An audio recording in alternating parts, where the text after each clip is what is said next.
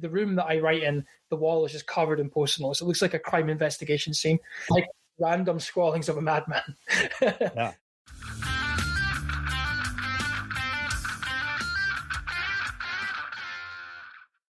This is the big story. This is the time of the year that I find that I've looked back in the past at my abandoned resolutions, and it's been a sobering time for sure.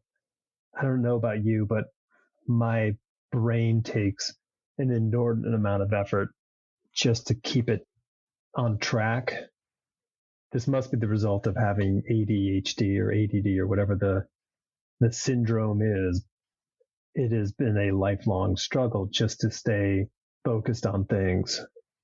In December, I was just feeling so dragged out that I ramped up the self-care before the year ended. Surprisingly, it stuck. One of the hardest things for me has been journaling.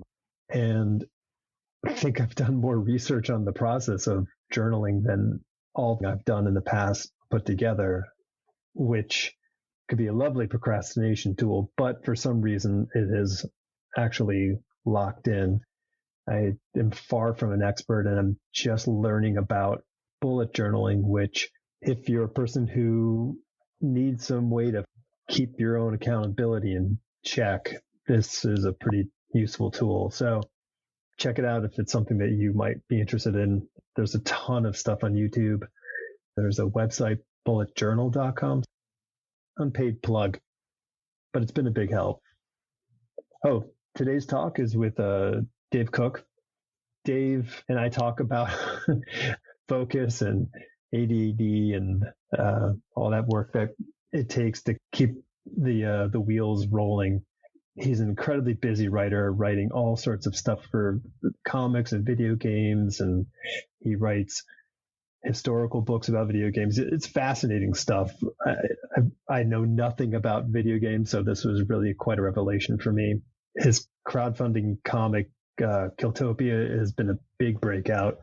And I think Dave is really sort of at that point where he's hitting his stride, and I'm really excited to see where he takes his creativity. Heads up, if you are a video game person, I say nothing correct about video games the whole time. So apologies.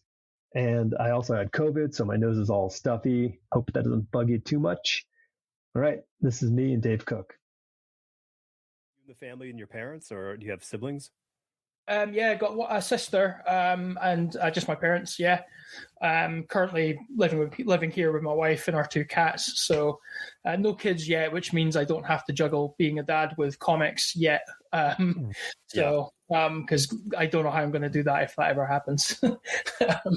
Yeah, I mean, it's like I pretty much am nonstop. Not just on comics, but I do other forms of writing as well. Like I still dabble in games journalism from here and there. You know, I do features for magazines and websites and stuff, but I actually started writing history books about video games as well for a publisher. And they're big, like encyclopedia size, like big books, but they keep me busy for about 4 months or 5 months out of the year. So it's just like on top of my job. I still work like 4 days a week, 9 to 5. So it's like, I think I'm almost at that point where I can start dropping another day, but I just need something big to happen in terms of like maybe like another pitch to land or something like that. Maybe I can, scale down on the actual job and do more of this. But yeah, something needs to give soon, I think, because it's getting quite full on. Yeah, that was kind of the impetus of why I reached out to you is that, you were having this sort of conflict like a week ago. You're like, how do I get to that next stage? Yeah. Yeah. It's weird because I kind of like know that obviously networking is a big part of it. Right. And pitching and stuff like that. But for me, it's like, I've got like a lot of ongoing series of my own that are, going through Kickstarter and things like that. But it's also like finding the money and the time to put together pitches for bigger publishers. Like they cost money as well, right? So I know a lot of people who have like, I've got 10 different pitches out to publishers. And I'm like, where do you find the money for all that? Like it's not cheap, But currently my money's being spent on making the books that I funded on Kickstarter. So it's like I'm gonna pitch some stuff this year, though. I'm starting to sort of speak with an artist about something we're hoping to pitch to Image, but who knows? Like, we'll see. But I'm just not too good at the networking thing. Like, I'm okay at it when it's other indie creators, but see, when it's someone quite big at a con, I don't want to be that guy that goes up to them and go, hey, with an ulterior motive, because they must get that so many times a day. Sure. It's tricky. I'm not so nuanced about it. That's what I'm trying to say. So I get too nervous and I just don't bother. Right. Kind of silly, but yeah. I can relate. I remember being super comfortable spending time with the people, the editors and the writers and other creators, but I was never really comfortable of making that a business thing. Mm-hmm. So super hard to go, hey, yeah, cool, and then somehow like gracefully, like I'm, George Clooney or something, just naturally transition into the thing that I'm here for, which is ridiculous because we're all at the conventions for that one purpose and one purpose alone. Oh yeah, it's career advancement, right? Or in sales and things, right? So it's that, yeah, you're right. That's exactly why we're all there. But I totally get, I'm glad that you get what I meant, because it's almost like business mode and, hey, I'm going to give you a pitch and be professional. I have kind of anxieties and I'm getting diagnosed for ADHD soon as well. So I kind of like me and like being quite cool and calm and networking like doesn't mix, because I ramble and I stutter and I make trip over my words and I take so long to get to the point sometimes. So that fear kind of just makes me stop doing it and holds me back from making that first step. But yeah, it's interesting though, and it's because I've been doing like Comic Con since I think 2015, I think was my very first con. But last year was the first year where I kind of felt that people were kind of coming to me a bit more. And like people were coming to my table and being like people that I regard as like pretty high up there, kind of working with big publishers, like coming over to my table. We've never met, never spoken, but like, oh yeah, you're the guy that does this and that. And I'm like, okay, something's kind of shifting here. I feel it kind of that people are kind of aware of my stuff before I even spoke to them, and I don't really know how to respond to that yet, but it's cool. It's not like, it's not me having a humble brag or anything, but it just feels okay. Maybe I'm kind of, all the marketing, all that stuff is finally starting to come back around, so maybe I that's kind of why I thought for this year I'm maybe going to just try and put myself out there a bit more, because it feels like the time's been right, but we'll see. Who knows? It is. Yeah, no, it's not bragging to feel good that somebody recognizes your efforts like that. I mean, we have to be fair to ourselves and say, not only are you doing this for artistic satisfaction, you're also doing it for communication and for livelihood. So those things do kind of make a play. I will, it's funny you say the ADHD. I was apparently diagnosed with it when I was 11. Let's say around then, but I was not told that I had it. So I was in my mid 30s when the information was revealed to me, which explained a lot. It explained my 20s for sure. The sooner you can kind of get your hands on whatever tools you need to handle that, the better. And because it's a lifelong thing, it doesn't just go like, okay, cool, I'm done. So I would good luck with that. It's actually crazy like how many people have recently, certainly in comics that I know of, have recently in recent years come out and said, I just got diagnosed. It's like, so I don't know if that says something about the creative people, that natural thing they have, like maybe that's somehow linked, I don't know, but seems like a lot of comic people I know certainly have stepped forward and said they have it. So, I'm not sure. Yeah, I he didn't remember, but I embarrassed myself well with Steve Rude in like 1994, 95, maybe. I don't remember. It was in San Diego, and we were hanging out at some after party. And I had not met Steve Rude at that point. And my buddies who I went to school with and comic friends, they knew how big of a fan I was. And they were like, oh, hey, it's Steve. And I was just so squirmy. Like I couldn't stand still. It was this really, and I'm so don't care most of the time, but it was just this one of those moments. Didn't expect it. And they were just, they still give me hell for it years later, but, but Steve didn't remember. So it's cool. That's good. I empathize. Right. It only happened now because I repeated the fact that it happened. So games, games clearly, you're saying games are a big thing for you in your life, as well as comics. Do you have a sort of one stepping out before the other in your memory, like as a kid? For video games, yeah. I mean, my favorite game of all time is also my favorite game from my childhood, which is Streets of Rage 2 for the Mega Drive or the Genesis, I guess, in the States. That's like by far my favorite game. It just kind of, because the game itself has like a very 90s like techno kind of soundtrack, and it's kind of neon colored. It just encapsulates like a time capsule of the vibe of the 90s so well, and it just brings back all these memories of me going to the video rental store and like renting it before I had enough pocket money to buy it, and just so many nights spent playing with my sister, like playing and beating each other up by accident and getting angry at each other and things like that. But that whole genre, the beat 'em up genre, that is one of the encyclopedias, gaming encyclopedias that I've written in recent years. Was a full 35-year history of that genre, and it's a big hardback book, and it was the first ever gaming book publishing deal I ever got. And I was started thinking, what could I write about? What do I love? And I'm like, that genre to me is so near and dear to my heart that I thought, right, it has to be that one. Yeah. And as far as I know, I don't think anyone else has written a book on that genre, like to that degree. So that's kind of weird. But I'm currently working on one which is about run and gun games. So it's the same thing. It's an encyclopedia reference guide of like every game in the run and gun genre. And it's everything from like, Contra all the way to like Cuphead and things like that. So kind of finding with all that kind of stuff too. But definitely side-scrolling beat 'em ups. I think Final Fantasy VII is up there for me as well, and the Dark Souls games are my, that whole From Software, Elden Ring, Bloodborne, that kind of stuff. Just I love it so much. Very, very difficult, of course, and rage-inducing sometimes, but I love it. Yeah. That's cool. I missed the whole video game world.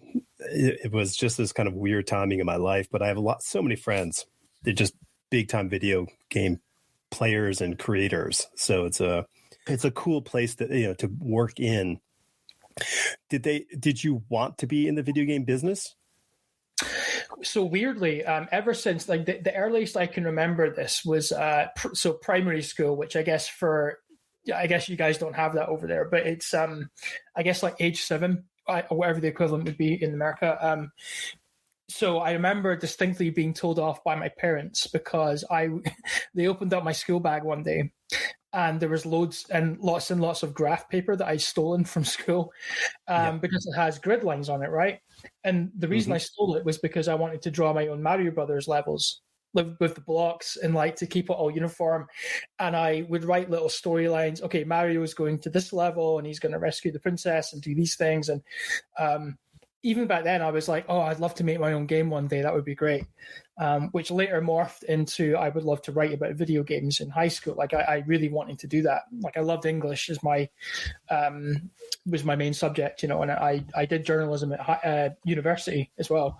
So I knew from a very young age that I wanted to write about video games or write video games, and I've now done both, which is kind of wild. But I did work full time in video game journalism, but I did that for about almost 10 years. But then just I had to get out of it because it was just like my hobby was really my job, and the toxic fandom of games online. I was getting so fed up of like just posting a news story. Something positive about Sony happened, right? I'd post a news story about it on the website I was working on, and I would get so much hate from Xbox fans.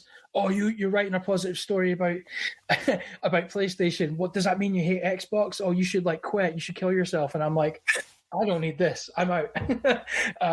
So I put up with that for a few years, did all the sort of cool press junkets and all that stuff. And then I was just like, I've had my fun. I'm done. That's basically what made me want to write something more long form, like comics or novels.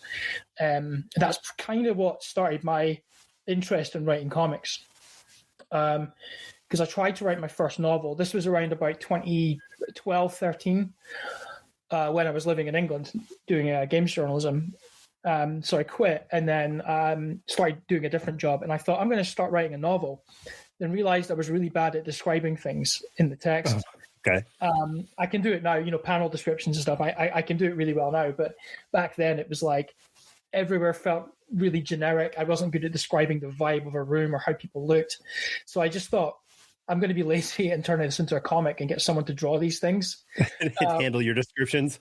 Yeah, precisely. Like it's a weird sort of path to take, but me and my friend Chris did our very first comic was called Bust. It was like a one shot that eventually turned into a series when people started like enjoying it. So we put that out, and it was always intended to be just a one-off thing. And then people enjoyed it and said, "Hey, when are you doing another one?" So we were like, "Yeah, well, I guess we could." And that's really, so it's a lot of happenstance and sort of really strange circumstances and trajectories there. But but I finally found comics, which is the thing I love doing most. So yeah, you get there how you get there. No. It's true. I actually was talking to one of an old friend of mine today, and I guess the founder and CEO of this company, it's a very successful company, like big, huge kind of company that serves Fortune 10 companies. So like, I mean, they're very massive. And he's like, if somebody said to me 20 years ago, if this is that I would be doing this, I would have just, punched him and called him ridiculous, because it doesn't, there's no way. And it would be hard to track that, how it happened for him. But it's just like this thing in life, man. It's so hard to say, I'm going to go do this, and that's the thing I'm only going to do, because all these opportunities pop up, and we have to make those sometimes split decisions of in the moment going, what do I do? Or we have a little bit of time to make a choice, but it's fortunate. I don't know. It's just fortune kind of shining a light, and then you go, okay, I'll try this, or I'll do that, or that sounds fun, and we do that. And then here we are. Yeah. And you're right. And it's like, I mean, comics, I mean, again, for me, that was just a one-off, just for fun, just to see if I could do it. There was never any sort of a financial goal or I didn't care about getting published. I still kind of don't, which is probably part of why I'm not good at networking. It's just because all of my stuff is, it's on Kickstarter, it's self-perpetuating. We don't really need a publisher to do what we do. I think the only thing that we really bring to the table is like bigger distribution, getting us into more comic shops worldwide, and potentially more scope for getting, merchandising and things like that, multimedia type stuff, right?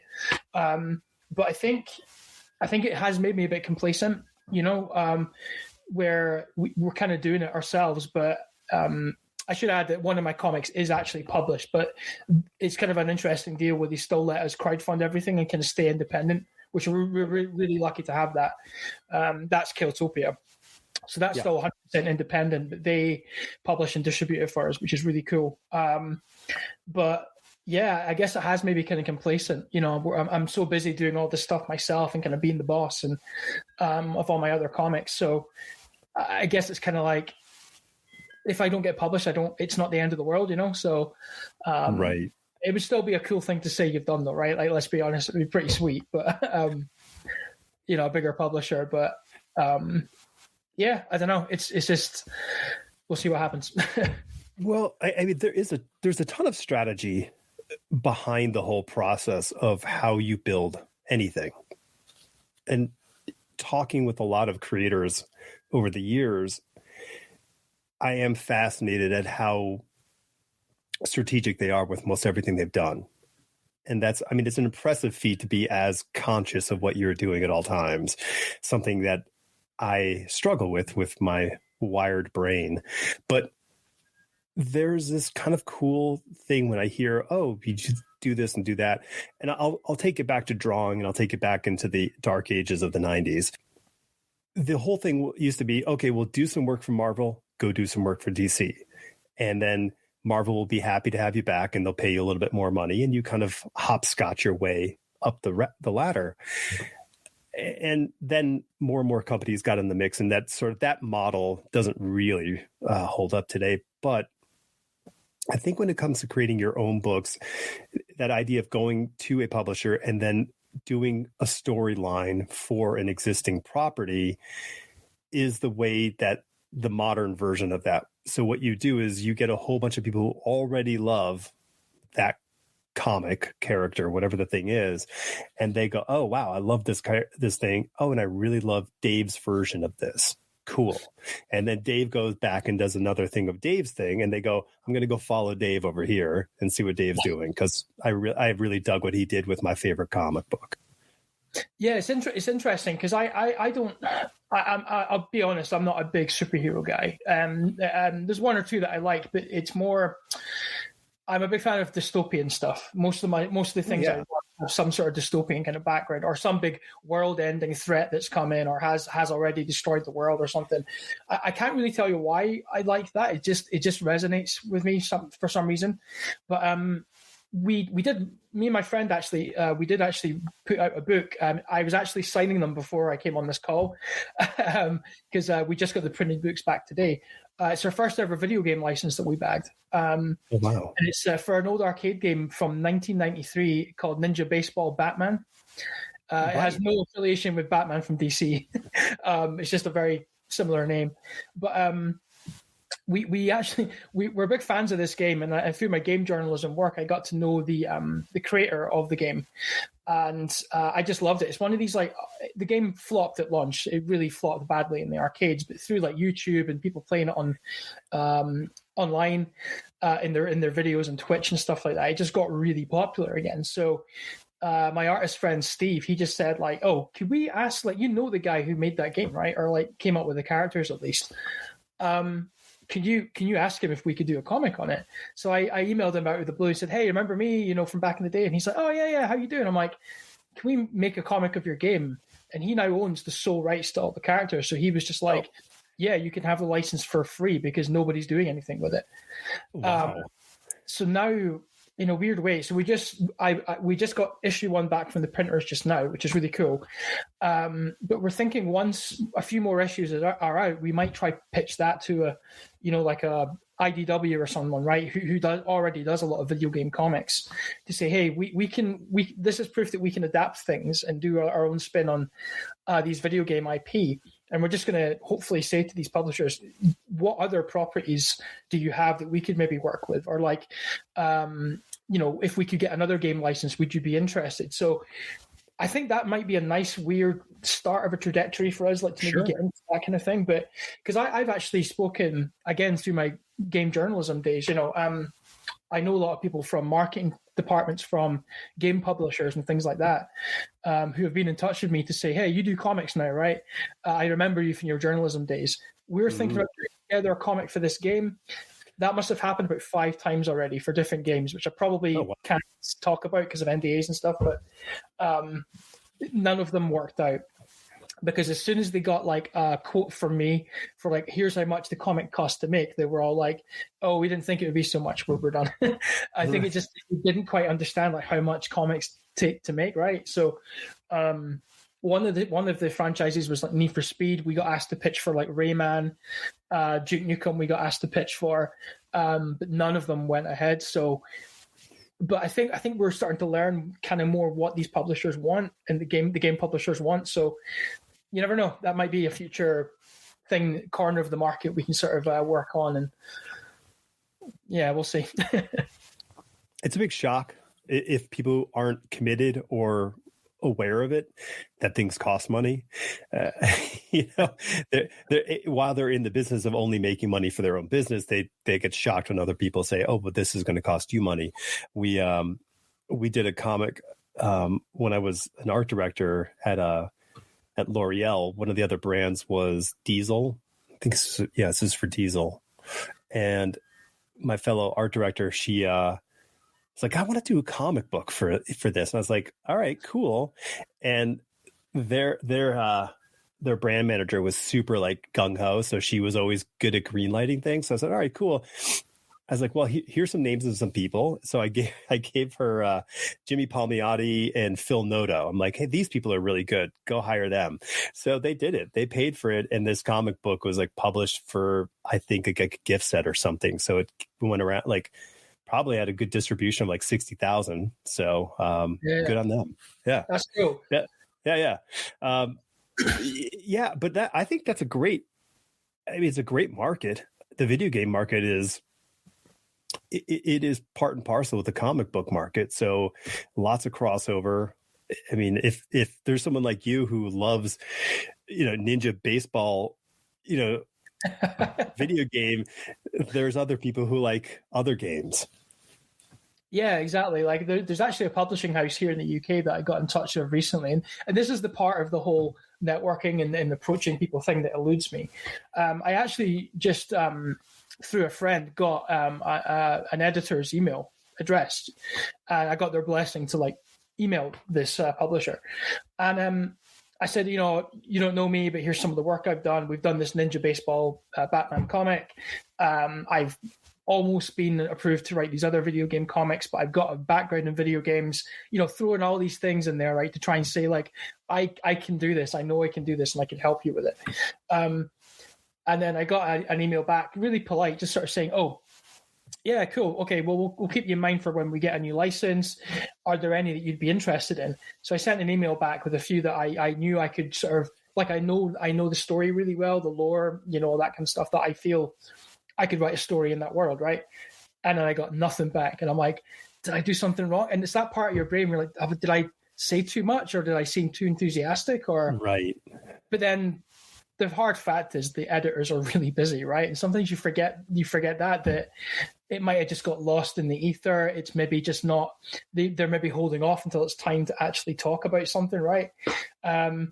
But then that part of your mind still thinks, am I doing this right? Am I actually approaching people the right way? Because you never know, like, what kind of, you might say something perfectly fine, but yet it still closes the door, So I don't know. I guess we'll see if they'll ever get back to me. Well, yeah, I mean, I think you just have to keep putting bread in the trap, but we're not trying to trap them. We're trying to encourage them. But you just have to kind of keep that stuff out there. So because it's also, man, it's all timing, because they could walk out of a meeting in 8 months from now where they're like, hey, we made a big deal. We've got a whole bunch of licensed properties, but part of our deal is that we have to do sort of promotional stuff of some sort. And our budget is X. And they're like, we need a comic book. And then it's like, you could be in that guy's back of his head, but then just by dumb luck, somebody, comes into the office that day, like, oh, my brother does comic books. And then that guy gets the job. So, I mean, your job is to be the guy who's not just in the back of the head, but sort of like relevant to the people who are making choices. Yeah. And you're completely right. I mean, it's not something I worry about too much. It's kind of, I am quite good sometimes for just like chucking stuff out there and seeing what happens. Because my dad always used to say this, right? If you don't ask, you don't get, right? It's true though. You just have to, politely put yourself out there, right? And speak to people. And but it's kind of, I guess one thing I'm not too good at as well is I see like a lot of anthologies happening and stuff like that, people getting approached for them. And I'm like, do people, and part of me is like, how do I make myself approachable, right? How do I get on this radar so people think of me before I pitch them, kind of thing? But admittedly, I've not been the best at like putting myself on radars for that kind of project. So probably have to start doing that. But I guess anthologies are a good way to get your name in amongst a lot of people. So I'm actually putting together my own anthology for next year for our series KILLTOPIA. So that got a lot of interest already for the long list of like artists and writers and stuff. So a lot of people I've never worked with before. So I'm hoping that will make my contact pool much bigger. Yeah.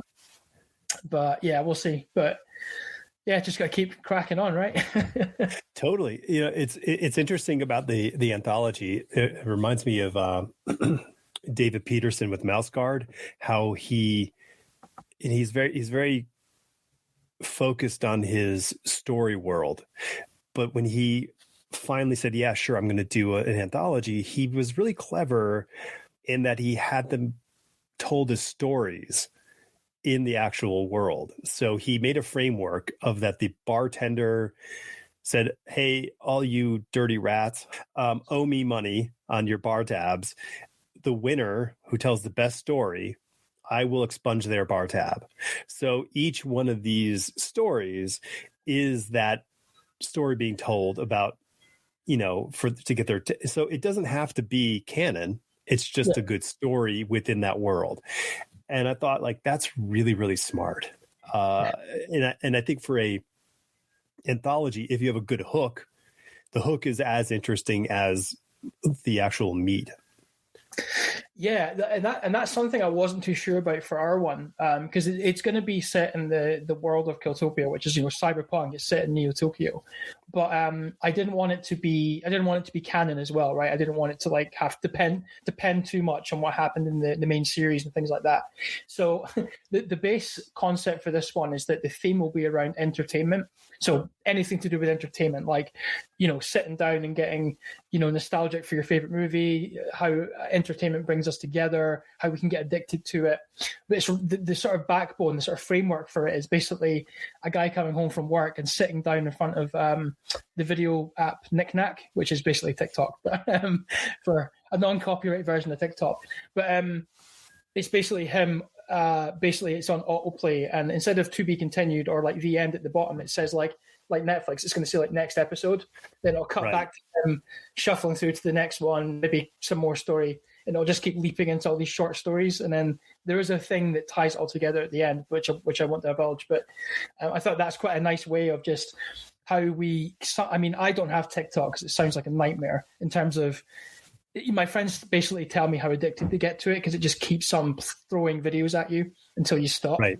And they're so short that it makes it easy to just sit there. So I thought that's just such a great analogy for like this anthology. You're just sitting, flicking through constantly all these stories. So we'll see how that all works. But I thought that was quite a nice, because it's quite satirical, right? It's set in cyberpunk, but it very much is about political things and societal things today. The whole framework of the first arc is about healthcare inequality. How if you don't have insurance, if you don't have money, and you get sick, what can you do, right? It's a scary thing, and we have free healthcare here in the UK, but the government for years has been sort of taking money away from it to make it underperform. Basically, they're trying to sell it to like an American company and make us all pay for healthcare now, which is kind of scary because I'm asthmatic. I have to take medication all the time, and money wise, that's quite scary, right? If I don't have the proper insurance, that's terrifying to me. And that's basically where KILLTOPIA came from. The whole idea, if you can't afford this and you've got a sick family member, what sort of lengths would a person go to make the money to make them at ease? It's a scary thing. It is an interesting plight that you put your protagonist into, where he has to really abandon everyone else's expectations of him to do the thing that he feels is the right thing to do, even though everybody around him is angry at him for making these choices. Yeah. But he doesn't have any sort of choice in his mind to go, oh, well, nope, this is the solution for me. Yeah. And I thought that's a great setup for the whole story, but it's not one also where you're sort of hammering this sort of thing over and over again. There's your premise, there's your setup. The environment is this Neo Tokyo and the Section K, right? Section K, yeah, like Sector K, yeah. And you have all those elements are the playground, that this sort of story takes place within. Yeah, I always prefer stories that are a bit more nuanced with their message, though, because it becomes quite ham-fisted, right? If it's like Right. expositioning, oh, the world is bad and this is why we should change our lives, and we know, we get it. Like we live this stuff every day. You don't need to beat us around the head with it. But I think the message can be a bit more powerful if it's told in just a natural way, right? If it's not shoved down your throat, so to speak, Yeah. But that's why I love a lot of Britain does satire like no other country, right? There's so many great comedy shows that do this. Things like The Thick of It. The writer of The Thick of It went on to do Succession, which of course is a lot of satire in it as well. So I'm a big fan of that kind of style. Yeah. So yeah, I never really wrote anything that I tried to be satirical or funny with before KILLTOPIA. So I had to really learn how to try and do it, and hopefully I pulled it off. But you're still doing it, so I guess it's working, right? Oh yeah, true. Yeah. That line of like no other job in the world, but the arts is every single thing you do is another job application, and if you don't do it well, you're not hired. So. Yeah, that's a good way to put it. I suppose like it's even doubly so if you're kickstarting stuff, right? Because if your pitch isn't right, you don't get the money to make the thing happen. I think we've done now 16 Kickstarters or 15, I can't remember exactly, but I still get nervous before every single one because especially last year, because towards the end of last year, I saw a lot of people saying they were going to abandon Kickstarter, one because of their blockchain announcement, which I don't think they're doing anymore, and two, just because we're the UK and other parts of the world are in a recession right now, right? It's sure. The cost of living is getting really expensive, and people were saying on Twitter and stuff, I can't back as many Kickstarters as I used to. There's not enough money to go around as there was. Once was. So on a few campaigns last year, I noticeably saw a lot of people dropping off and people getting in touch saying, it looks great, but I'm going to have to buy it post-launch when I've got money because I don't have money right now. And so I think that pitch, that job application you were talking about, needs to be even stronger now to earn the money, limited amount of money that people have now, to stand out, from the pack and stuff. I think that comes with a bit more pressure, I think, for creators. Definitely. I mean, you're identifying that. Like, how do you have thoughts in your mind and steps? So like, okay, how do I not get caught up in the negative side of that? Like, how do you make that come true? Well, I think so for the campaign that it hit most was for a comic called BPM. It's the second issue. So I think, okay, second issue, we're going to get the same, if not more, people backing us who came from the first one. It was less. And I was asking around, people like, do people not like the first one? Or they seem to like it. Why aren't they coming back? And it was around about that time, other creators were just saying, no, I'm feeling it right now too. I'm on my third or fourth issue. I've almost finished my arc and people should be backing this, but they're not. And I think I suppose it was somewhat comforting to know that it wasn't just me. But at the same time, it's kind of a downer that this is happening at all, right? That we're all in this situation where money's so tight. And but I guess the big takeaway from that was to perhaps not be so complacent, to not assume that just because it's the second issue, people will come back. It's like, so I think the third issue, we're going to think more about more unique rewards, actually doing a bit more marketing. I'm quite good at my marketing anyway. I come from a marketing background too. After games journalism, that's what I kind of went into. But I just think I'm going to just have to hit it even harder now, I think, and just be more loud about, hey, this is coming, check it out, sign up. Newsletters are one of the best tools, I think, for that, because I started a newsletter a few years ago, but I stupidly wasn't taking people's email addresses from Kickstarter. Obviously, you have to do that with their consent, right? So now every time I do a survey, I always ask, would you like to sign up to my newsletter? It's not a big thing to do, right? But it actually gives you a direct line to those people's inboxes, right? To say, hey, my new comic's coming soon. this is a heads up about it. Here's the link to sign up. And, when I look at my referrals on Kickstarter, yeah, people are clicking through for the newsletter. So it's like, it does work. And every campaign we do, we get more and more people added to that list, and it's just growing and growing. So I think things like that, Patreon, we tried a Patreon for a few of our comics, but I think being like print books that don't come out that regularly, you don't have enough content to justify a monthly membership. I find that really difficult. So we tried it, but we closed it. But I think we might come back to it in the future. You never know. But I think it's just, for new creators, I see a lot of people, a lot of people ask me, over direct messages or at Comic-Con tables, I've got a Kickstarter coming up. How do I get people to know about it? Right. Or like, my Kickstarter went live a few days ago and nothing's really happening. Can you help me out? And of course, I'll always take time to help people because, people help me all the time. So why not help them, right? It makes sense.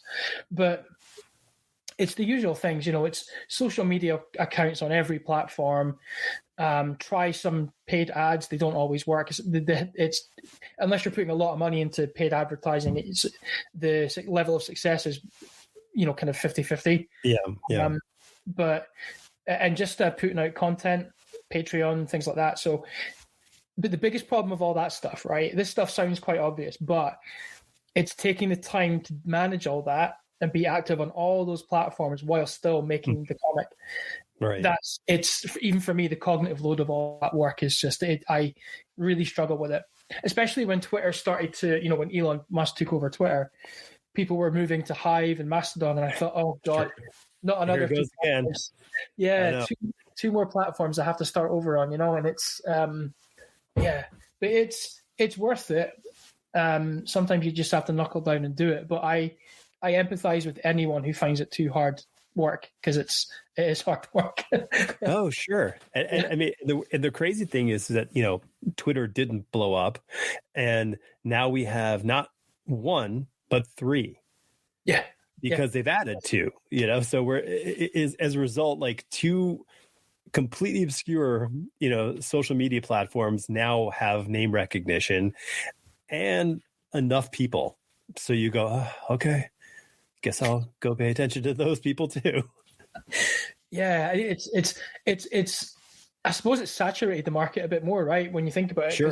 There's three of them now, and they're both good platforms in their own way. But I just don't have the energy. I don't. Whoa. It's difficult. I don't know if you know who Jamie Jones is. He does a comic book called The Baboon, and he's done 7 or 8 successful Kickstarters, and he transitioned to a different crowdfunding platform last year. And he's like, I've never had to work so hard in my life, because getting people know what Kickstarter is. So at least you've got that brand recognition to go, oh, I'll just go there and click on the thing, versus, wait, what is that called again? And to be completely honest, and Jamie, if you're listening, you're going to laugh, but I don't even remember the name of the platform anymore. I forgot the name of the platform, and I talked to him for hours on this subject. So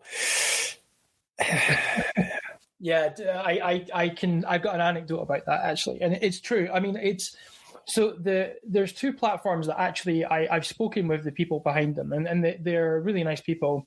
The platforms are great, to be honest. They have strengths that Kickstarter doesn't, but they also have some weaknesses that Kickstarter has positives, right? So one of them is Zoop, and the other one is Crowdfunder. That's it. Crowdfunder. That's the other one. Yeah. They're both great. That's the thing. They're both fine. But you hit the nail on the head. It's to say to my established audience who has followed me since my first comic was on Kickstarter in 2015, hey, I'm moving over here now. You have to follow me here. That fills me with a lot of fear. Now, a lot of them will probably do it, but you're going to get some drop off, right? It's just inevitable that you will not get everyone. So, and I'm kind of glad that Kickstarter didn't follow through with whatever it was planning. That was all the old CEO's plan. He's gone now, so that they've abandoned all that, which is great. But yeah, for a moment there, it looked like we're going to have to move because, I am anti-crypto. I don't, no disrespect to anyone who enjoys it. That's, I'm right. everyone has their thing. I get it. But for me personally, not a fan of it, So yeah, it was looking like we're going to have to start over. And for me, it was like, and I saw a lot of creators, indie creators saying, I might be done now because I'm so tired with having to keep up with all these platforms and sites. And right. I get it. I completely empathize. But never say never, though. If it's a smaller vanity project or something, I might chuck it on one of the other platforms to see. But it's something like KILLTOPIA, it's quite an expensive production. We need the money, So, I'm going to stick with Kickstarter for now, I think. Well, yeah, listen, it's the 800-pound gorilla. So, it definitely gets all the attention it wants.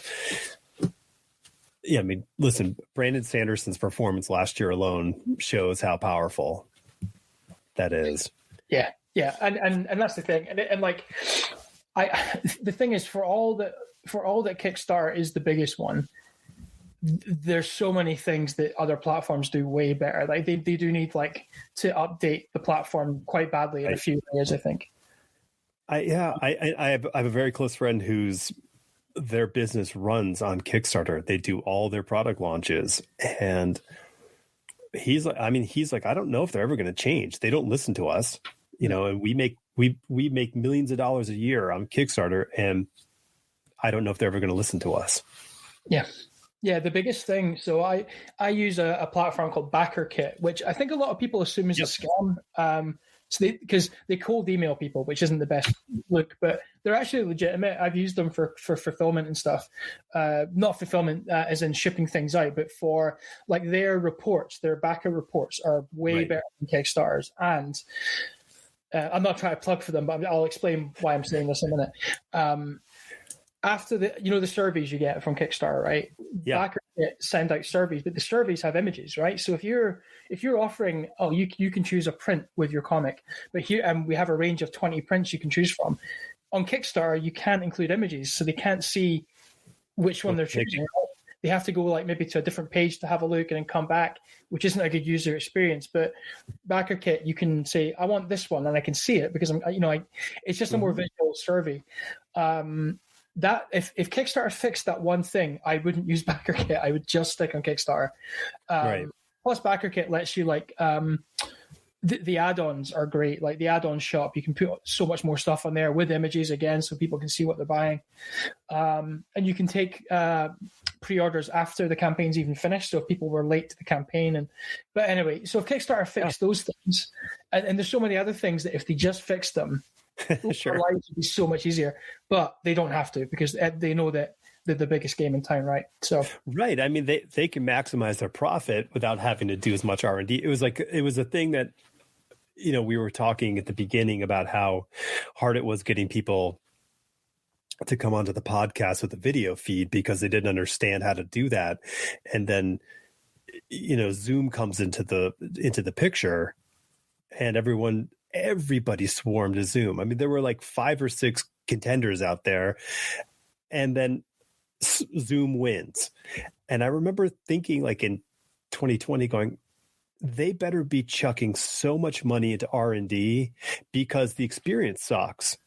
And as a business tool, it's no good. It's just we're able to look at each other and hear each other. Job done. But they need to dump all this money because somebody is going to figure out the better interface, and they're going to be worthless. Oh, totally. I stopped using it. I actually use Google Meets. Right. Tend to use that now, just because it's integrated with everything else. You don't have to pay a subscription. It just makes so much sense. Because I think Zoom, you could only use it for 40 minutes, and then you have to pay or yeah, right. something. So yeah, you're right. It's. I just think so. Kickstarter send the same survey out after every campaign, and I think it's every quarter I get because I don't know what they call it, a super creator or something. Because I think after you super Dave. Thank you.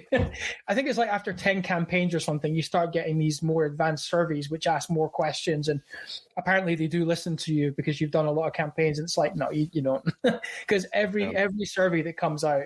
And I know other people do this too. They ask, please include images with the add-ons.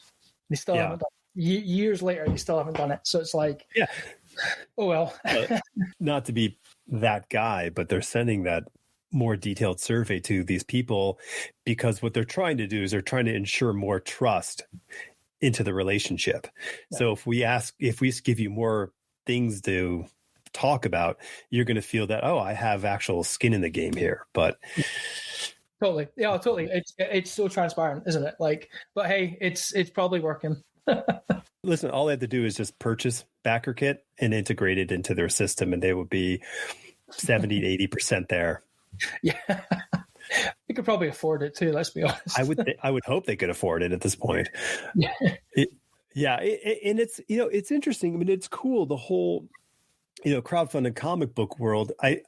It is interesting when you're saying about how economics are now sort of chipping back into it, because, you end up buying like a $16 comic book. Like, I just bought a comic book and it cost me $16, and you go, whatever, it's my buddy's comic book, I'll spend the money, and so then you look back and you're like, I bought 40 $16 comic books last year. Like, let me think about this one. It's that buy it now, pay for it later mentality, right? You think, this campaign's got 30 days left. It's that's for future me to pay for and worry about. But then, you do that 40 times every year, and you spend a lot of money, right? Especially with post, because this isn't a dig at US creators, because I get it the other way, right? Single comic books, I'll maybe get one from a US Kickstarter creator, sorry. And it maybe costs $5 or something, just a 22-page comic, a small floppy. Sure. And then the postage is like another $15 or something. And right. This isn't a dig, I promise. This is because people that is how much it costs. It's getting wild, but now it's starting to get that way the other way. So for me to send stuff now to the States, I'm starting to get the same thing. People going, why are you charging so much? I'm like, that's how much it costs now. Ever since Brexit happened as well, right here in the UK, which is the dumbest thing this country's ever done. We have to pay so much more now to ship stuff. We have to do so much more paperwork for customs. And it's like, it makes the difficult job of fulfillment even harder. So two questions. I have two really important questions. First one, I'll start off as the bigger one. Is it the dumbest thing your country's ever done? I mean, listen, these countries have been around for a long time, Dave. They've made some big mistakes. But in my lifetime, I'll put an asterisk. Okay, in your lifetime, fair enough.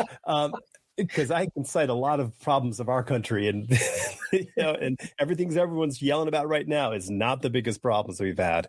Okay, the serious question is, on the fulfillment aspect, is there any avenue for like creators in America to have things printed in the UK and distributed, from a printer's location there, and vice versa? Are there printers in the US you could just send the digital file to, and then they print the things out and fulfill for you? Would that be?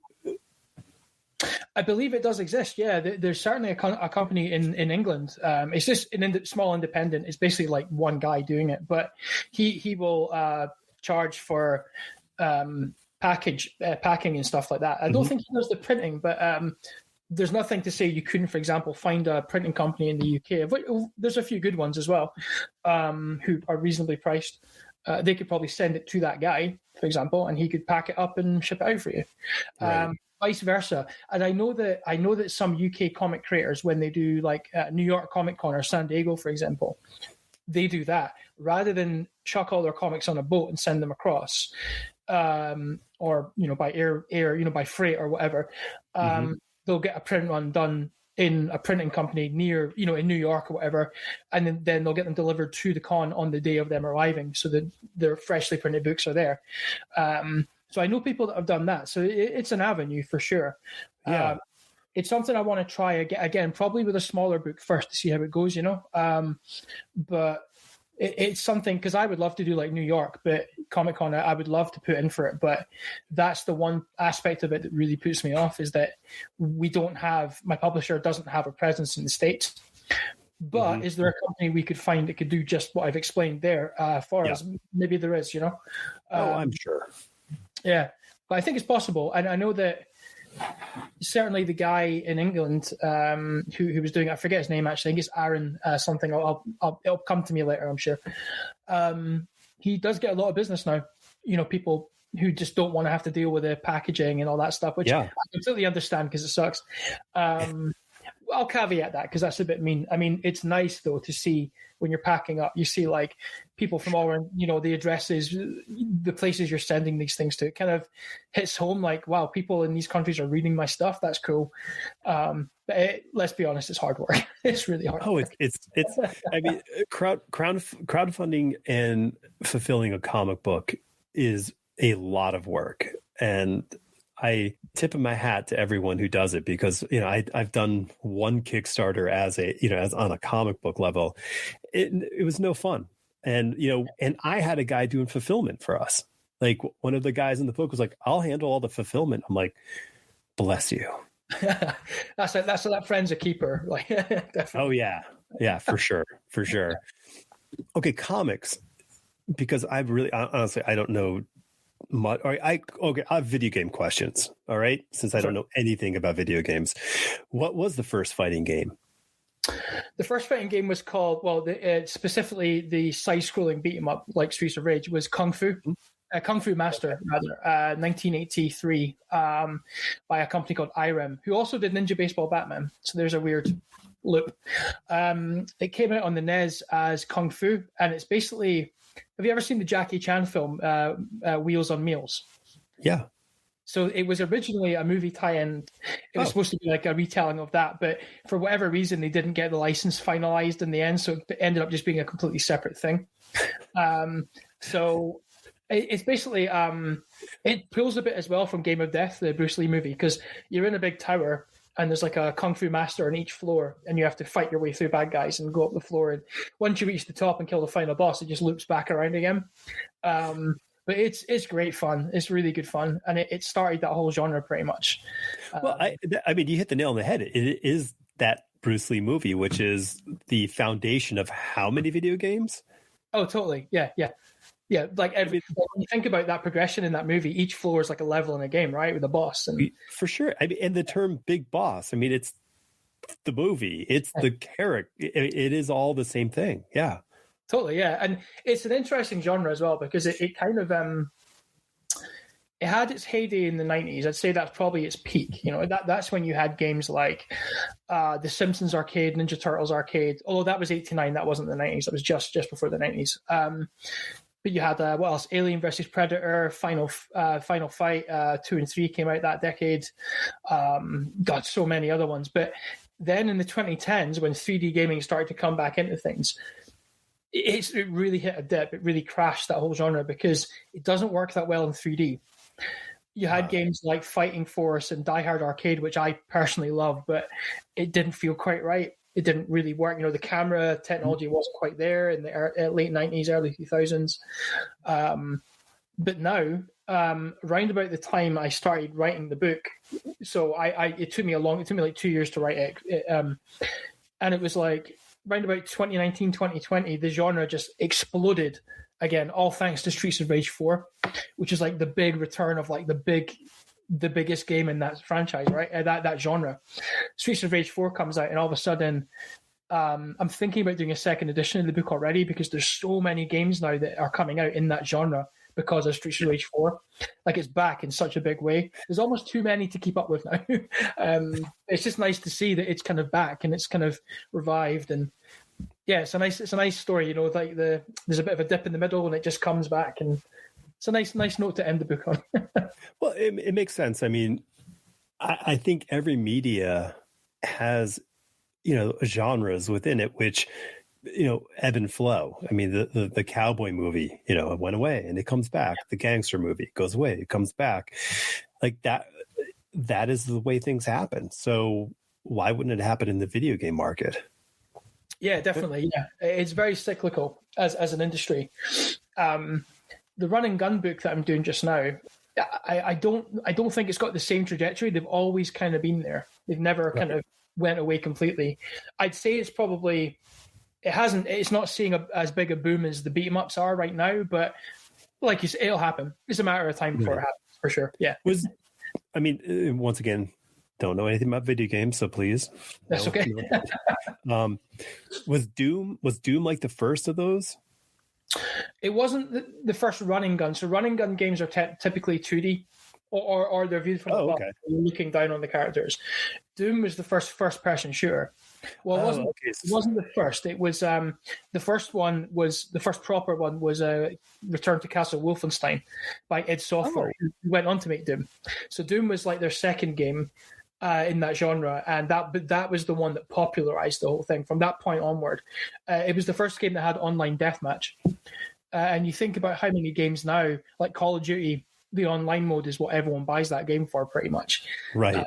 The whole concept of the online deathmatch was started in Doom. So I remember seeing some old articles. I think I was researching this for an article, but old articles in the 90s about people who were supposed to be working, on their 56K modem, just secretly playing Doom with their colleagues and stuff, and just there was this growing concern about the amount of working hours that were being lost because people were playing this new violent online shooter game instead of doing their job. And it's typical hysteria of the game industry. Something new comes along, like violence in games, which Doom helped perpetuate as well. But I mean, my publisher actually for also doing a book just now on first-person shooters, so it is about that. It's basically the whole history of from Doom to present day. So it's a great genre. Yeah, there's so much cool stuff. Yeah.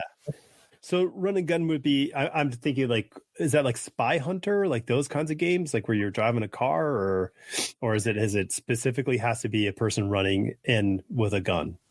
Yeah, specifically on foot, because when it's a vehicle, it's called a shoot 'em up. This is where it gets confusing and a bit tenuous. So running gun games, I like to learn. Yeah, running gun games are always on foot. Shoot 'em ups are like space shooters, like Galaxian or Space Invaders would be a shoot 'em up, or Spy Hunter because you're in a vehicle. Right. Would be shoot 'em up. Running gun games are always on foot, either 2D from the side or top down, looking down on the character from above. Like the Indiana Jones video game, was that like a run and gun? I suppose you could say elements of it are, because he has a pistol, right? You can take people out with it and stuff like that. Yeah, it could be. Yeah, there's a few games in the book that actually blur the lines a little bit. There's a few that perhaps the character has a sword rather than a gun, but there are some elements of that genre in there. So more so than side-scrolling beat 'em ups, running guns have a lot more of a grey area in the middle about what they actually are. So there's a few games that I think some readers might be like, why is this in here? But I always explain, okay, this is in here. I know what you're going to say. It's in here because of this. So hopefully people will forgive me for that. All right. I'm fascinated, but I have more of a bystander relationship with video games. Like I actually used to, it's funny when people say the whole thing with Twitch, like no one would have conceived that people would have sat and watched other people play video games. But I disagree, because I used to sit for hours watching my friends play video games. Yeah. I had no interest or aptitude for playing them, but I would be like, go over there, do this, because that was exciting. Well, that's kind of like my wife really likes horror video games, but doesn't like to play them, because I understand it though, because you're kind of in control and it's actually like much more immersive and a bit more like you're on edge all the time. But yeah, she loves watching me play them. The thing with Twitch as well, I mean, there's a YouTuber. This is another weird cycle roundabout way that we've roundabout thing we've spoken about. So probably the first video game YouTuber that everyone sort of realized was called the Angry Video Game Nerd. And he started in like 2005 or 6. And he did shot on cameras. He's a filmmaker, that's what he does. But he had like decent production value. It was just him sitting down playing games, and he was playing a character. Of course, he's not really an angry guy, but he's like shouting at the screen every time he dies. He gets angry. But that, a lot of people consider him to be the first version of kind of what Twitch is now. We were watching someone play and critique a game. Yeah. He's also how I found out about Ninja Baseball Batman. So he did a video, he stumbled across it and he just loved the name of the game, so did a video about it.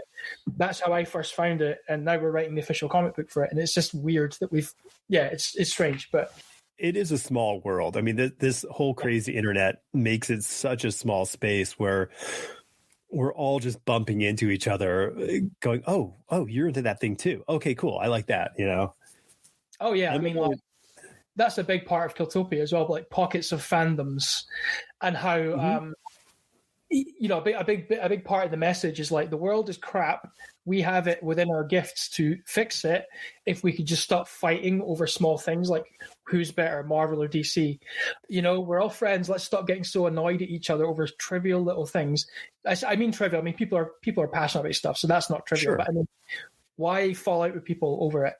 Well, it's funny because if the medium is comic books, you then have to go to the next level, which is Marvel or DC, and then you have to have a fight versus going like, well, we both love comic books, so let's just stick, we'd be okay there. Yeah, have a discussion, right? But don't get, because you see it online, you get people getting really annoyed and upset with each other just because games are the same, right? PlayStation versus Xbox. But yeah, that's a big point of the comic. Like, let's just stop fighting about silly stuff like that and let's help make the world better and be nicer to each other. Like because once we do that, we set our differences aside. We can do amazing things, right? We've seen it. It's just only we could do that more often. Sure. And your character Stiletto, that's kind of her arc, is that putting differences aside, which I think that was really that message. Yeah, because I guess I didn't have Elon Musk in mind when I wrote the comic. I don't care about the guy, to be honest. But I guess retroactively, since the Twitter thing, you can kind of see that she's the antithesis of that, giving away her wealth to help people. And stop being such an antagonist online and just being like a decent person. Like it's it's quite a nice arc for her. That wasn't originally where we were going to take that character, but it's just naturally how, because I write my issues like issue to issue. I'm really bad for I always know what the ending's going to be, right, and what this sort of broad trajectory is going to be. But there's a lot of filling in the blanks for me, probably more than there should be. But.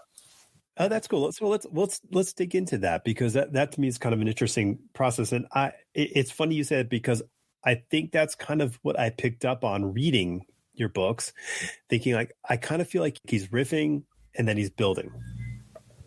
Yeah, for sure. So I think that I like to write in the moment, as in I want to say something about what's actually happening at the time I'm writing it. That's why the fourth book has a lot of stuff about protest, and there's people marching on the streets and things like that. This was when things were happening over in the States. There's a lot of protest, and in the UK as well. There's people, striking for fair pay for nurses. Really good causes and stuff. But being sort of demonized as they're being disruptive. It's but they're doing it for a good reason. It's help each other. But I like to kind of write and I'm always playing video games. Video games are where I get most of my inspiration from. When I'm writing a new comic, I actually don't read a lot of other comics because I don't want them to influence me too much, like the way I'm writing and stuff like that. So it's more video games is where I get more of my thematic sort of inspiration from, But yeah, things in the news. I mean, my new comic that I'm writing, it's called Phantoms. We're probably going to announce it towards the end of the year, but that is all about there's a lot of mental health stuff in there. Yeah. And stuff about the gig economy. So the main character basically is a work for hire cop who gets bonuses for doing things quickly, like speedy deliveries from Uber Eats and Deliveroo and stuff like that.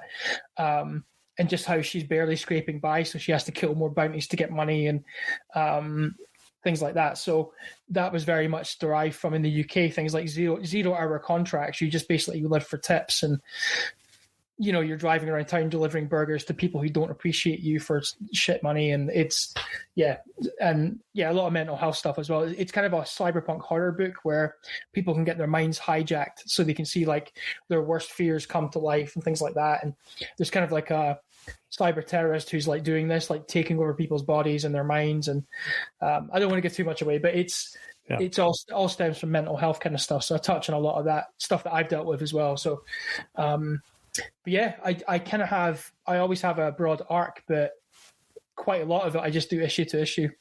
Sure.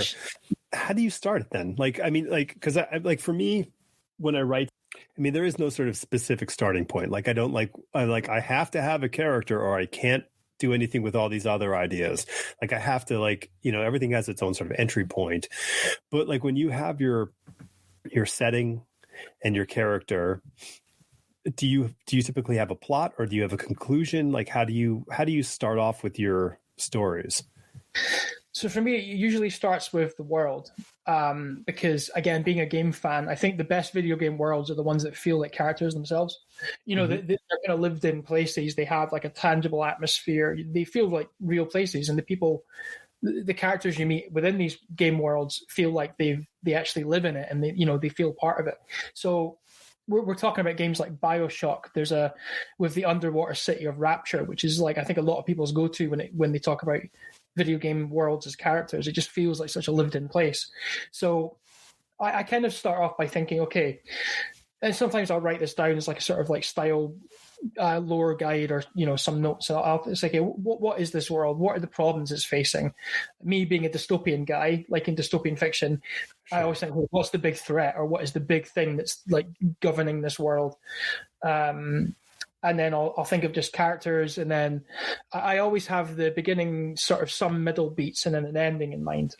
The ending is important to have because that's kind of your North Star, right? It's what you're always writing in service of. And then I'll just think, okay, I'll think of like a few big events per issue. Okay, this has to happen, so this has to happen. And then in issue 2, we'll pick up here. It's just a few main beats, and that's how I work out how many issues I'm probably going to aim for. That can change, of course. Like Ninja Baseball Spirits started out as 4 issues, but now it's 5 because we felt we could flesh things out a bit more. But yeah, and then I'll just start filling it in from there, really. I mean, there's some ideas that this is where it can get a bit scattershot, where I finished issue 1 of Phantoms. I'm now thinking about the second one, but I'm already getting ideas for 3 and 4. So it's not a straight track. It's not like I'm just going to go through in one go. So I don't know. I'd probably say to people, don't follow that method because it's really loose, but it works for me, right? It always works out in the end. It takes a bit of, like, sometimes I'll box myself into a narrative corner, especially when I'm getting towards the end of an issue where I'm like, okay, I've only got 10 more pages of the script left, ideally, but I've got 20 pages worth of stuff I need to cram in there. Do I move stuff to another issue, or just kill that? That phrase, kill your darlings, or whatever. Darlings, yeah. Just get rid of those ideas. Don't be precious about them, and just try and fit it in. So there are a lot of moving parts in my scripts for sure. I mean, KILLTOPIA 5 has some concepts from earlier issues that we didn't use, but we thought they felt better at that point, But yeah, so when I say I've got a method to my writing, it's not really a method. It's a lot of thinking on my feet, I think. Yeah, there's the terms of discovery writer and outlining writing. There's two very defined camps. It's always kind of a blend of the two. You sort of have to have, like, you can't just start and have no idea where you're going to go. I mean, you have to kind of have some sort of ideas of where you might want to end up. You may not end up there. You might go somewhere else, but it's just kind of it's a guessing game. Do you have all your characters figured out when you're walking into it? Because you did introduce new characters sort of as the issues progress in KILLTOPIA. Yeah, mostly. So the core cast are always there at the beginning. Yeah, because certainly with KILLTOPIA, like, Crash, Shinji, Omi, and Stiletto were like locked in from the start. Like, I kind of knew who they were and what sort of journey they were going to go on. Broadly, I didn't know all the plot points, but I knew that Stiletto would sort of, not be so greedy and not be so focused on wealth, and start to like actually understand people better and all that sort of stuff. So, and that Shinji would become a bit more of he wasn't so selfish, just thinking about him and his sister. He'd actually start thinking about how he can influence and save the whole city and become a bit of a hero. But other characters, like, so issue 4 introduces someone called Bloody Mary. Mm-hmm. And she is, I can. This is a bit of a reveal, but she's the main character of the new comic I'm writing, Phantoms.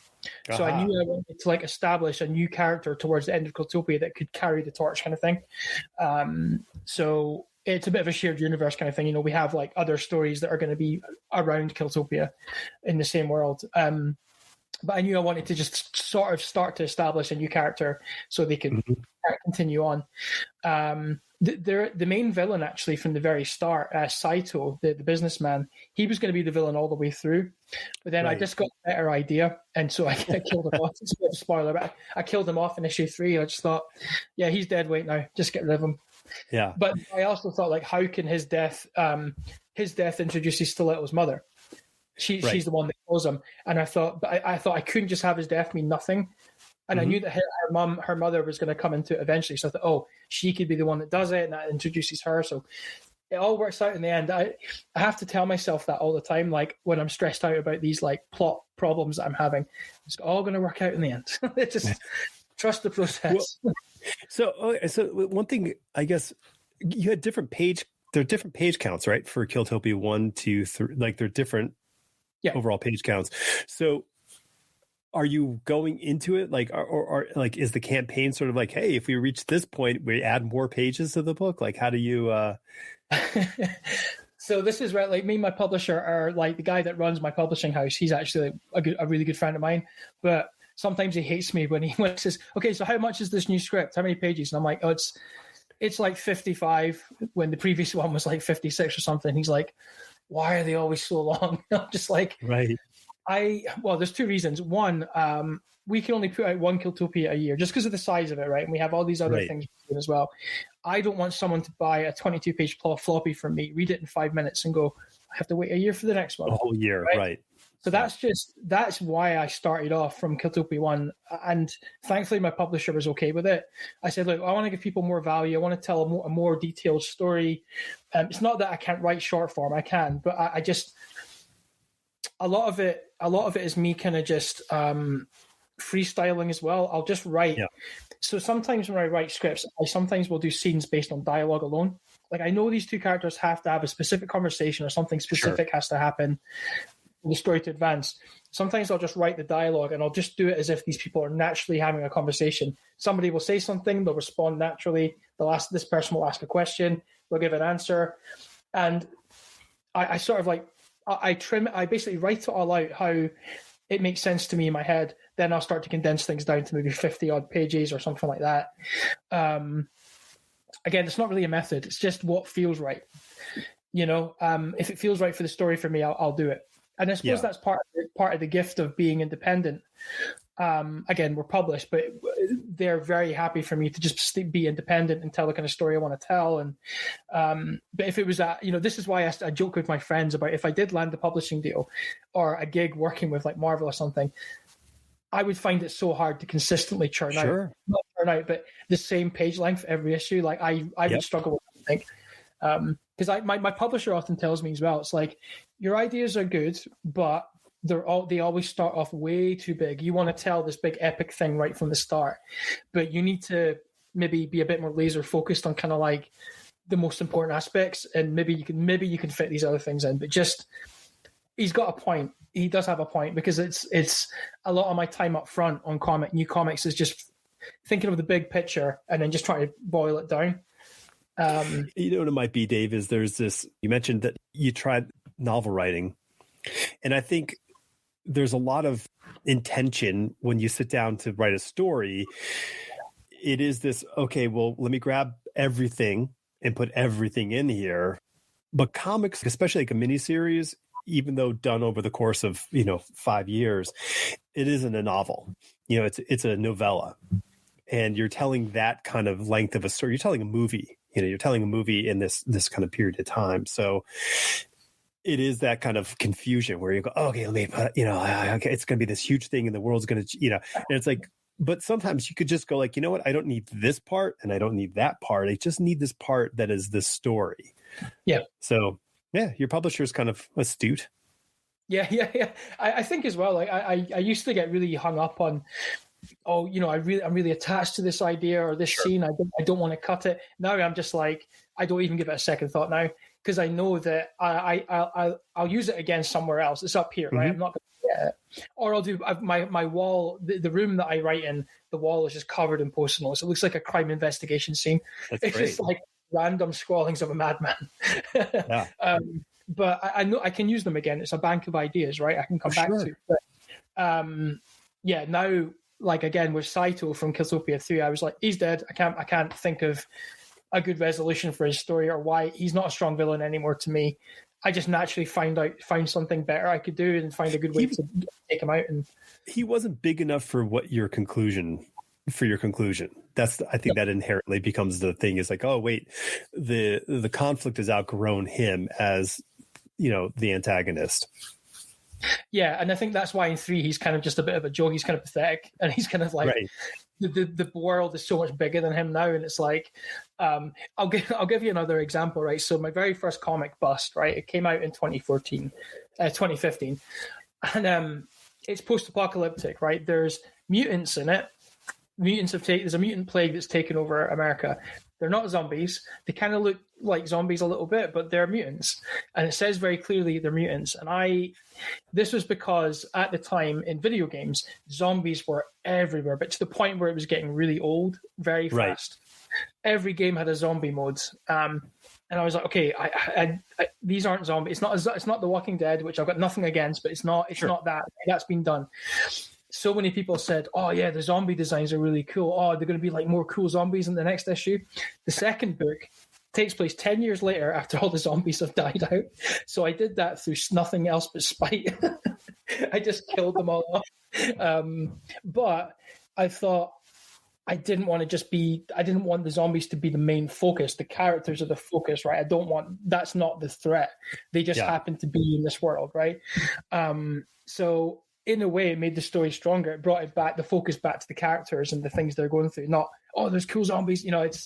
So I just, again, another on the cuff, on a whim, just set 10 years later and they're all dead now. No more zombies. Well, it's interesting you were saying about the concern, or I guess you were voicing a bit of concern when it came to, let's say, writing a book for Marvel or DC because of the page count limitation. But I think one of the things about creativity is that it is these confines where our creativity comes out.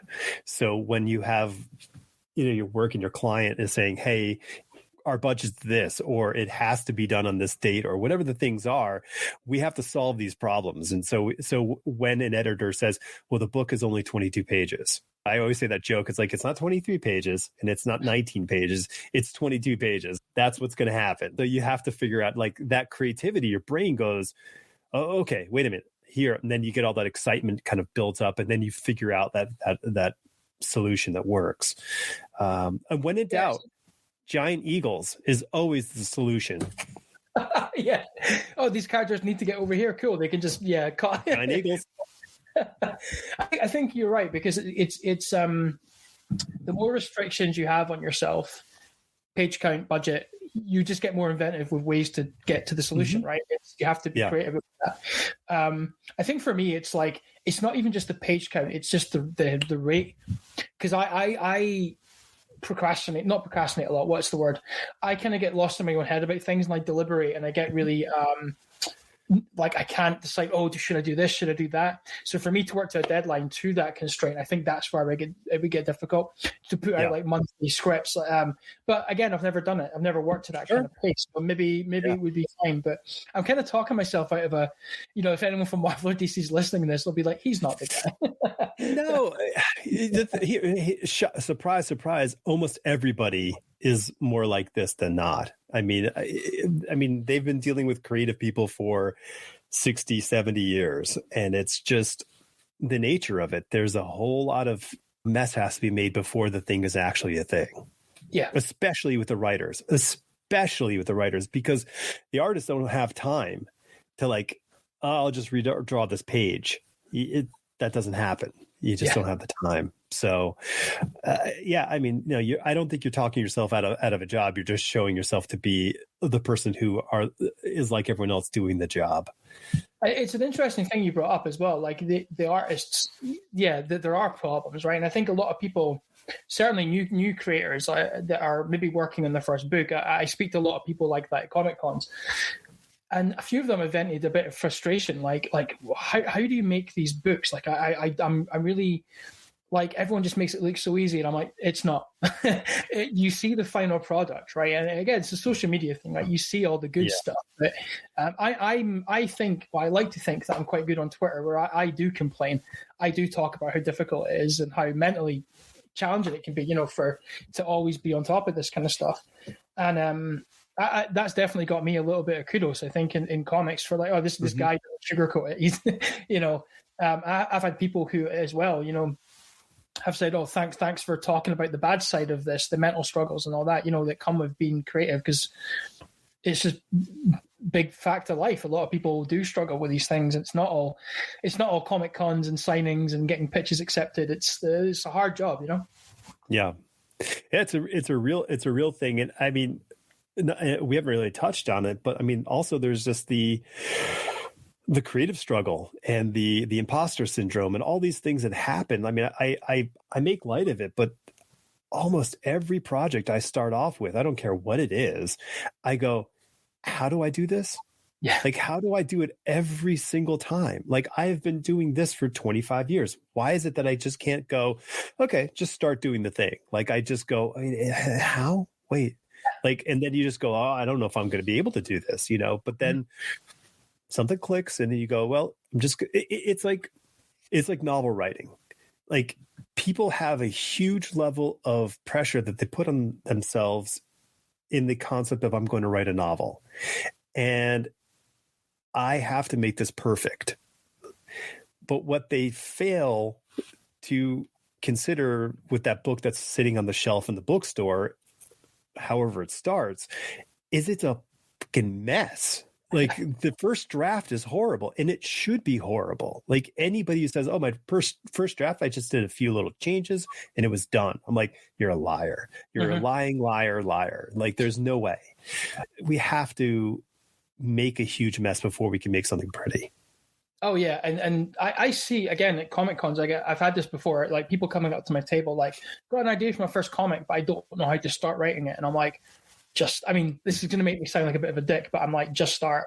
Because it is like, it's not like you can't, I think they are expecting, there's two things that I think they're worried about. One is that they'll write it, read it back and think this is terrible, which it will be because it's a first draft. I mean, right.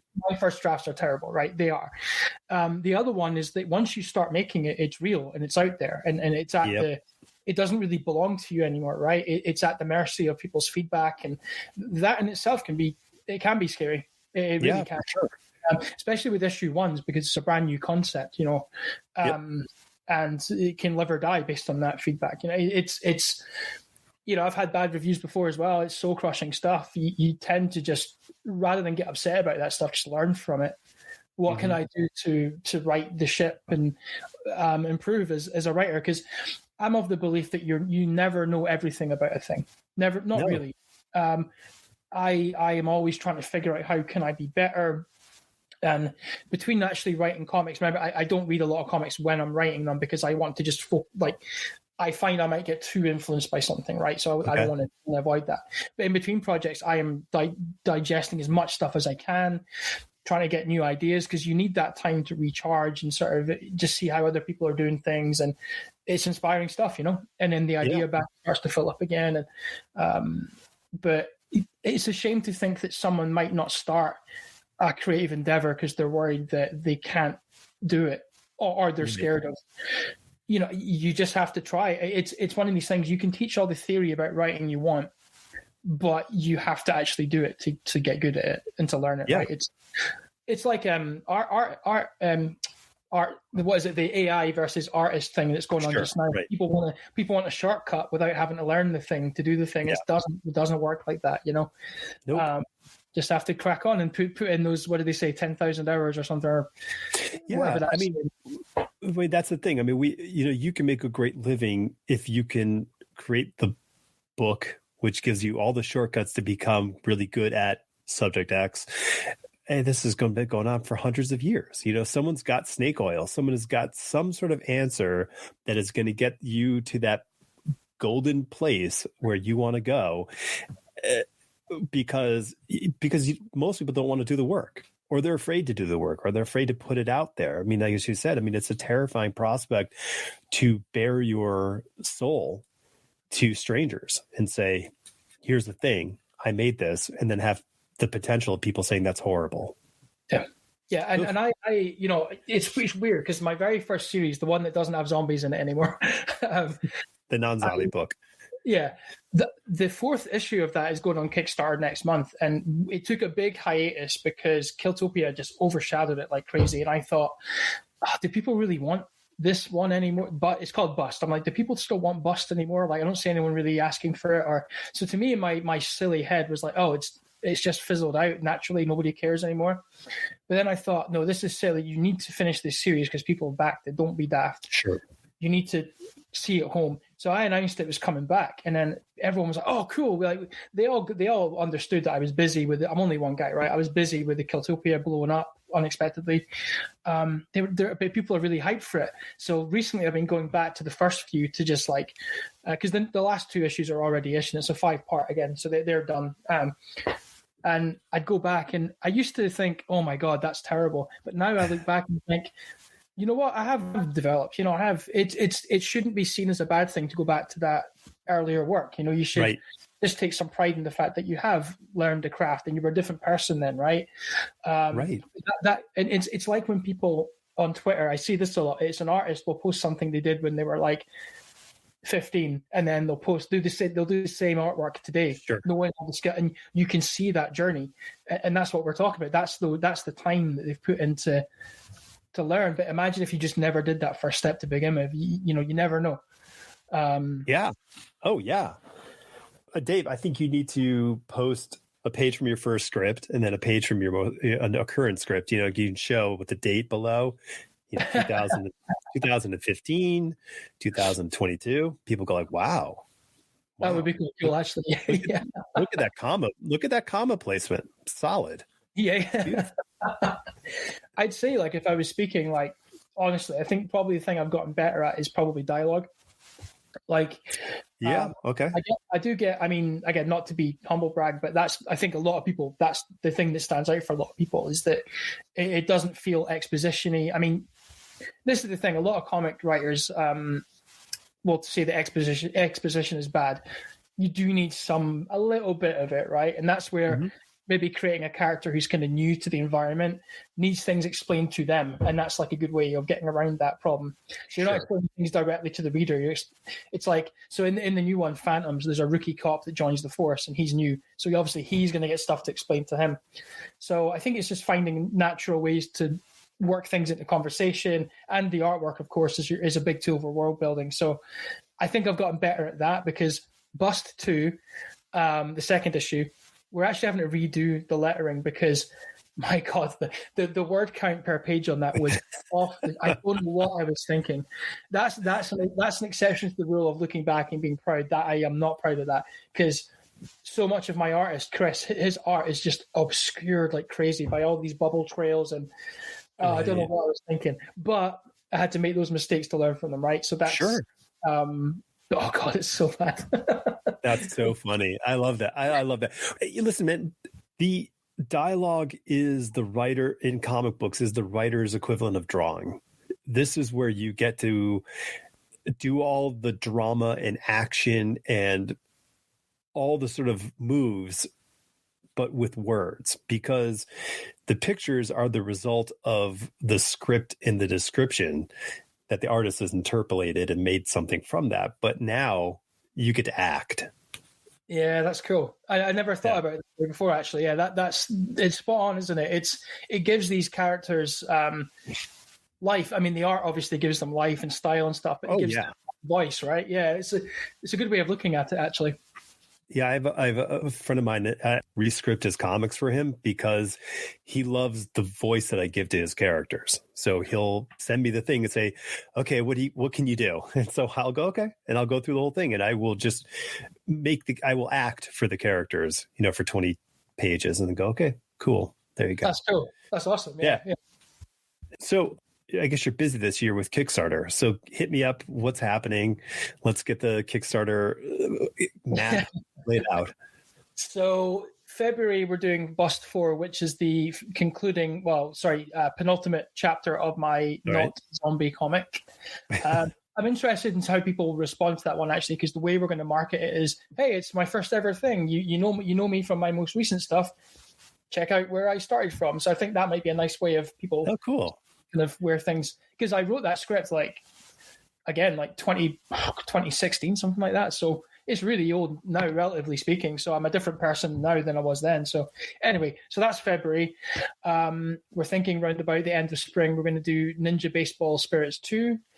Okay. Then summer, Beatdowns Per Minute 3, which is my beat 'em up comic. And then September, we're thinking, well, we are in September definitely doing the KILLTOPIA Omnibus, the collected book. So sweet. We've got some ideas of what we're going to do for that. I think there'll be some bonus stuff in there, maybe some guest forewords, artwork, stuff like that, maybe some old sketches, character concepts, making of kind of things. So all up in the air. We're not entirely sure exactly yet what's going to happen with that. But also throughout this year, we're going to be working towards our first Kickstarter for next year, which is the KILLTOPIA anthology that I mentioned. So we have a long list of like artists, letterers, colorists, everything that we want to work with. But we're going to do another round of open submissions soon for that, and then start actually making the shorts throughout the year, because there's a lot of anthologies out there that struggle, I think, certainly from conversations I've had, where they make most of it after the Kickstarter, but then they don't realize just how much money it takes to make an anthology and time as well. So we're just going to slowly chip away as much as we can using our KILLTOPIA 5 money to fund that. So when the Kickstarter drops next year, it will hopefully mostly be done. Fingers crossed. We'll see. Yeah. And then next year we're going to announce Phantoms at some point, the first issue of my new series. So yeah, quite a lot. That's so much. It's so much. On top of you having to have to work for a company. Yep. A few days a week, be a husband, play video games. Mm-hmm. It stacks up. But it sounds to me, Marvel, DC, anybody else, that you have room for another comic book. Oh yeah, I mean, actually, so I'm working on a pitch. Well, I very slowly starting to work on a pitch with an artist for Image, which could become a thing. We actually don't know what the arc is for that, so I think we need to, as per their submission guidelines, we need to get that nailed down first before we can even approach them. But it's in the works. We'll see. And my take on pitching is, if it lands, it lands. If it doesn't, whatever, we'll just do it ourselves. So there's no harm, in doing it. But there's that. I'm also doing my video game books. I'm doing video game journalism. I'm doing a big feature once a quarter for a gaming journal that's out now, a new one. It's called Lock On. It's really nice, actually. It's 250 pages with a nice, perfect bound spine, all original artwork from some really big people in the games industry. So I'm kind of getting back to my game journalism roots, doing a big feature once a quarter for them. So that's pretty sweet. So yeah, I don't know how to fit it all in. I really don't. Yeah, it's not a small list. I'm a little exhausted just hearing it. So, what's the best way that people can keep tabs on what you're up to? Yeah, so Twitter definitely is the best one. It's at Dave S. Cook. And in my bio, there's a link to my link tree, which has my big cartel store, my mailing list sign up, just everywhere else you can find me from there. So yeah, get on that mailing list. Yeah, we only do it once a month because I hate spam, and there's always something actually worthwhile to say in it, like a new announcement or something cool that we're doing. So that's also how you can keep track of my Comic Con appearances. I'm doing quite a lot this year, so yeah, that's the mailing list is definitely a good one to sign up for. Right on. Yeah, and I'll have links in the description for your social media, web presence, blah blah blah, all that stuff. David, sir, this has been fun. It's been fun for you. You okay? Oh, absolutely. Yeah, I always prefer these things when it's just a chat, rather than sort of pre-scripted questions. So yeah, thank you so much. All right. Well, to everybody who's listening, till next week, and everyone stay safe and do the right thing. That's my new thing. Just do the right thing.